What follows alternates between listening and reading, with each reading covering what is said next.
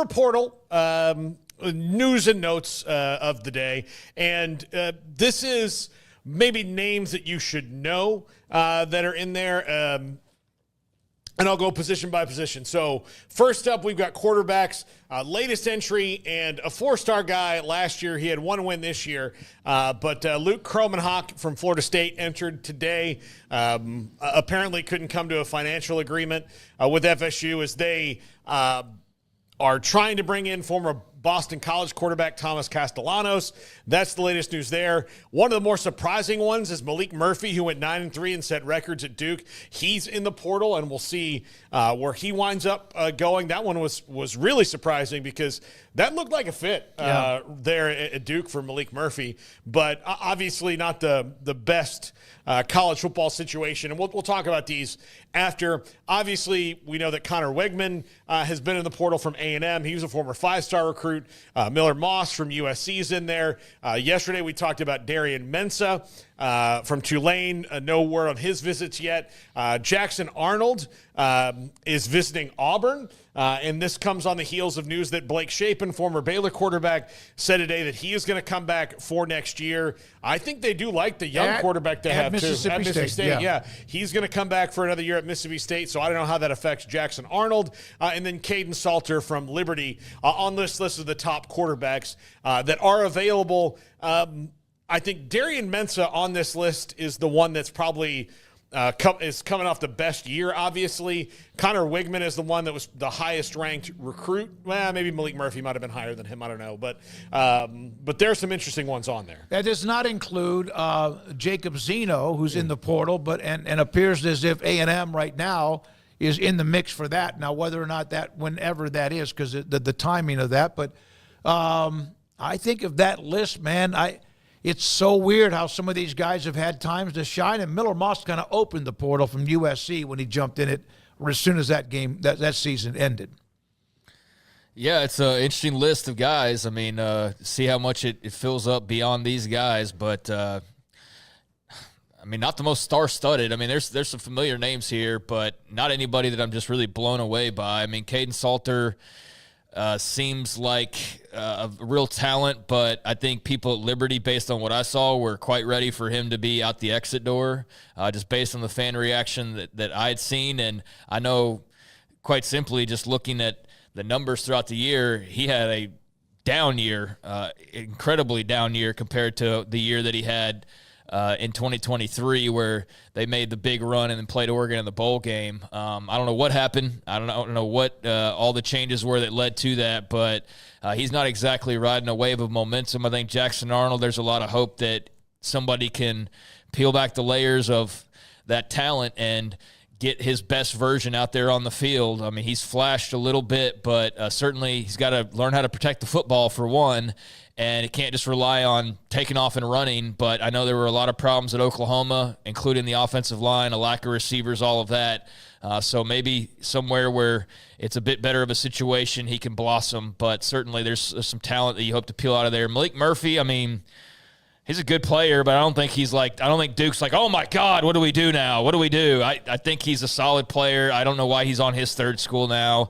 And then, obviously, Wegman, Moss. I mean, we kind of know the deal with those guys. But, yeah, Mensah's really interesting. I think he'll have a lot of pursuers. And did you say anything about him, or who was it you said about Auburn? Jackson Arnold. Arnold's visiting Auburn. That would make sense for him. But, yeah, I think Mensah's a really interesting target. The rest of these guys, I mean, they're varying degrees of interesting, but I don't feel like there's anybody out there necessarily that's like a couple of years ago, it just felt like the quarterback batch was a little, like when you had, even last year, Cam Ward. Like Cam Ward blows away like this entire group of guys. Sure. There's not a Cam Ward on this list, but there's some good players and some guys who can definitely win you games. And in the case of, Jackson Arnold, maybe a guy who can be really good, and we just haven't seen it yet. Yeah, I would say that, like, there's a couple guys on this list, like, that I didn't put on the list, like Devin Dampier, who – New Mexico? Yeah, he's in New Mexico. I think that Utah's laying in wait for him and really hoping. But everybody else is guys who maybe hasn't hit their stride. One note I will say, Chandler Morris entered the portal at North Texas. He'll be going to his fourth school, which right now he has visits scheduled with Oklahoma State and with Virginia. So is that SpaceX? The Yeah, rumbling? it was like this morning. It's Yeah. horrible. Okay, yeah. I mean, people. I know people can't hear that, but I just had to ask while the moment was going on of like this rumbling, and it's typically SpaceX, right? That's Yeah. testing out stuff. Yeah, just but a little south of Waco. It's a little loud McGregor, today. Texas. It's like it felt like a little close to home. Earlier today, it was long. I felt it, but it didn't. It seemed Knocked like pictures off the wall at my house. Oh, Did it did it really? really? Yeah, Yeah. I'm telling you, man, it's louder today. Whatever. For was those it- that don't know, SpaceX is like one of their main facilities is like just down the road. So like they 20, test. 15 miles or And it's so. one of, you live in certain towns, you're like, oh yeah, that just happens here at like 3 in the afternoon or whatever. It's like every once in a while there's just this random SpaceX testing, and you can tell because it starts to rumble. It actually, you yeah. feel it. You feel it. Yeah. So anyways, back to Paul's list here. Yeah, let's go to the running backs here. This position is more diamonds in the rough, but these are the 4 names that people will know. But Wayshawn Parker, who is from Wazoo, really, really good year. Fluff Bothwell from South Alabama, which these are all pretty young guys with have a lot of eligibility left. Ahmad Hardy, I think, is the best one of the bunch. He's out of Louisiana Monroe. He's already got a visit set up with Ole Miss. And Quentin Joyner from USC, all in the portal. There are some other guys that you may know. Eli Sanders from New Mexico.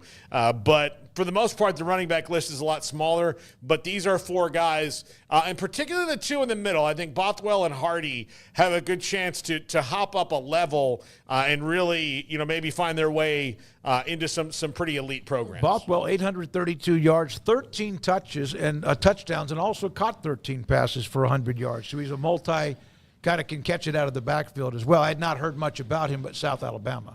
Yeah, I mean, I think Hardy's got a visit to Ole Miss already lined up. The guy who's probably the most interest to me personally is not on this list. It's Ishmael Mahdi. I think he's going to be one of the better running backs in this batch of guys, and it might be just a layup that he ends up in Lubbock and follows his OC Mac Leftwich from San Marcos to Texas Tech, but maybe not. We'll see. But very productive guy.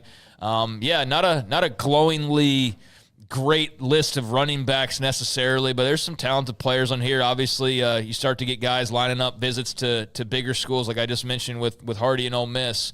I guess these are the kind of the cream of the crop right now. So I don't think anything like jumps out at me in terms of this grouping, but there's definitely some guys that schools will be all over. And Louisiana's where Hardy's from, correct? Yeah, Monroe. Monroe, ULM. Okay, yeah. He had 1,000 yards, I believe, because I remember looking at him when I was looking at a couple of All-American teams, okay? Yeah.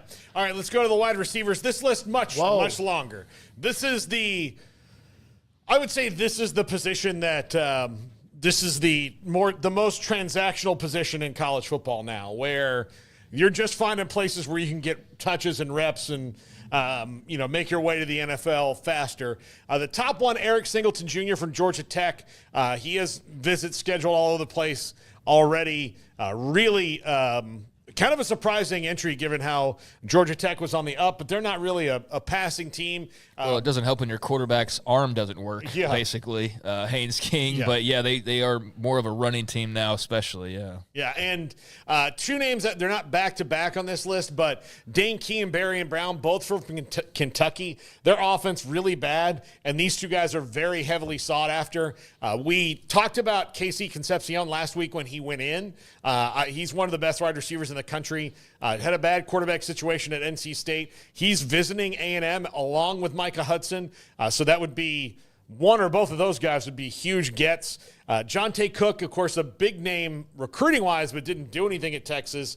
And then, there's some other names on the list with Stribling, Kendrick Law from Alabama, C.J. Daniels, who was at Liberty and LSU, and some others. Eric Rivers from FIU is one to keep an eye out for. Reggie Virgil's a big guy who's got a bunch of offers, too. Yeah, I mean, I'm really curious to see where Micah Hudson ends up, see who can try to peel that talent out of him. I mean, clearly a guy who was rated as highly as he was for a reason, and, I mean, we've seen him play in person and seen the film. I mean, he jumps out at you. He just didn't do that in his 1 year in Lubbock, and I know there's varying reasons as to why he wasn't good enough. They had a good starting wide receiving core, and they did. I mean, and so I understand the mindset there, and who's to say, not being at practices that he did all he could do. I don't know, but it didn't work out, obviously. But at the same time, that's not going to keep anybody from shying away from him. I think there's a world of potential there, so I'm excited to see where he ends up. Same with Jonte Cook. I mean, guy was, I mean, I saw dripping with unbelievable. This guy is the game changer and this and that, and then he went to Texas, and you didn't hear about him other than perhaps getting crossways and it not working out that well. So definitely really interested in him, and then Dejon Stribling.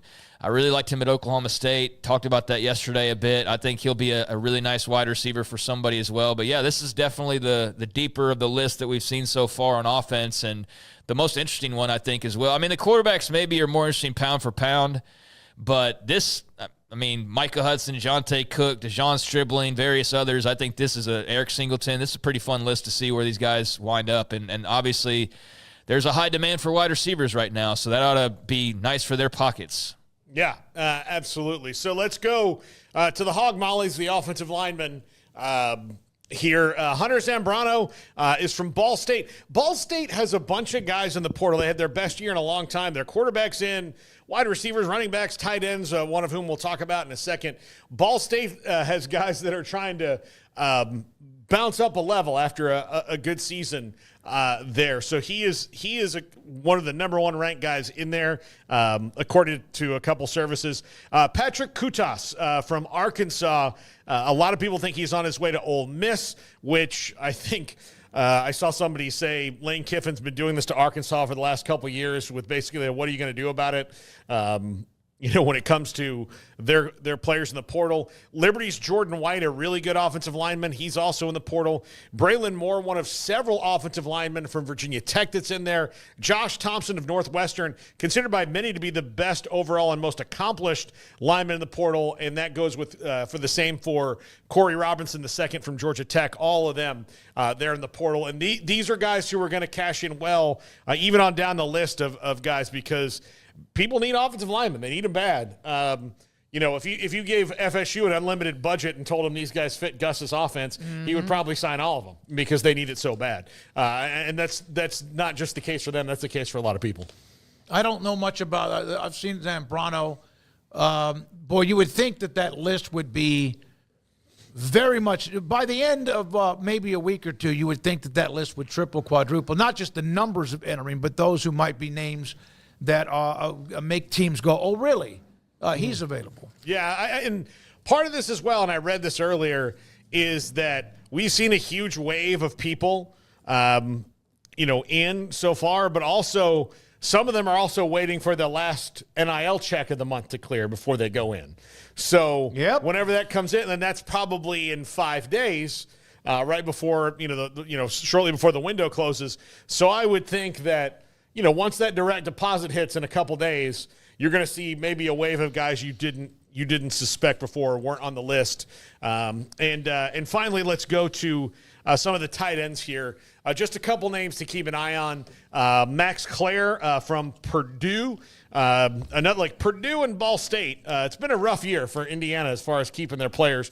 Purdue's got a ton of guys in the portal with the firing of Ryan Walters. Luke Haas from Arkansas in there. The two most intriguing names to me from the G5 coming up are Colin Weber of Charlotte, who had an excellent year, and Tanner Koziel, another Ball State guy, one of the best tight ends in the country this year statistically, and he's going to help somebody out. He's 6'7", 237, a lot of receptions, big red zone target, good run blocker, everything you want to see. So keep an eye on him. And I don't know if you guys have thoughts about tight ends in the transfer portal, but this is my life, and I've done a lot of research on it. You put it well together. I think we should change the format to Times New Roman. It would be easier to read to me, in my opinion. But good job, Paul. Craig, anything on the tight ends? I love teams that use the tight end. Notre Dame does it. Penn State does it. They got 44. What's his name? He's unbelievable. Is it not Carter? Warren, who's phenomenal. I just Texas with Helm. He wasn't much of a factor in that game against Georgia, but not many people on offense were. I just absolutely love the use of a tight end, although I know in the wide open game that's not used by a lot of people. I disagree. I think actually tight ends being used more than ever before nowadays. Not the traditional sense like you're pointing to, but like the Michael Triggs of the world. Those guys are as big of a deal. I mean, outside of edge rushers and I don't know what you would put next to that, but I feel like an athletic, talented tight end, much in the vein of, gosh, who was it? Like a Pitts from a few. Like I feel like From Florida. Yeah, with Kyle Pitts from 3-4 years ago. Now at this point, like there's been this rise of super athletic receiver type tight ends, and that's become a very important position. I mean, Baylor doesn't win 8 games without Michael Trigg. Nope. They maybe get bowl eligible, but they don't win 8 without him. They don't beat TCU without him, and that was their biggest win all year. But yeah, I think this list is going to grow a lot in the coming days. All but right. It's cool to see. It's cool to look at it. It's, I think, missing a little bit of star power at like quarterback, but there are names that are definitely interesting. They're just a lot of unproven. Whereas I think last year I gave like the Cam Ward example. You know, he's about as proven as you could be at a couple of different stops, and so it was a layup him going to Miami that, you know, you knew what you were getting, whereas I think you still don't know quite what you're getting from a lot of these other quarterbacks. It's more of a DJU situation of you recognize the name, but like what are you really getting?